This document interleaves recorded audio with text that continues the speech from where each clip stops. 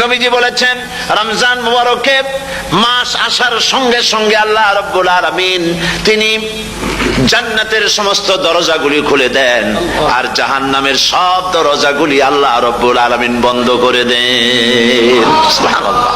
আর শয়তানকে শৃঙ্খল দিয়ে বেঁধে ফেলা হয়, শিকল দিয়ে শয়তানরে বাঁধা হয়ে যায়। এই হাদিসটা যখনই শোনাই বিভিন্ন জায়গায় লোকেরা বিভিন্ন জায়গায় প্রশ্ন করে, হুজুর কোন তো যে শয়তানরে বাঁধতে হয়, কিন্তু রমজান মাস হতো লোকেরা মদ খায়, মিথ্যা কথা কয়, তাহলে শয়তান বাঁধা থাকলো কেমনে? আমি বলি দেখেন, এরও ব্যাখ্যা আছে। এর ব্যাখ্যা হলো এই, কোন কোন ঘড়ি আছে একবার চাবি দিলে 6 মাস চলে, আর একবার চাবি দিলে 2 বছর চলে, আবার চাবি দিলে লাইফ চলে যায়, এরকমের ঘড়িও আছে।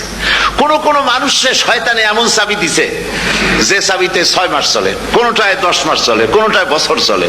রোজার মাসেও যারা গুনাহ করে শয়তানে এমন চাবি দিছে যে রোজার মাসেও বন্ধ হচ্ছে না। এরা শয়তানের খপ্পরে পড়ে গেছে। আল্লাহ এই চাবি থেকে মুসলমানদেরকে হেফাজত করুন বলি আমিন। জোরে বলেন আমিন।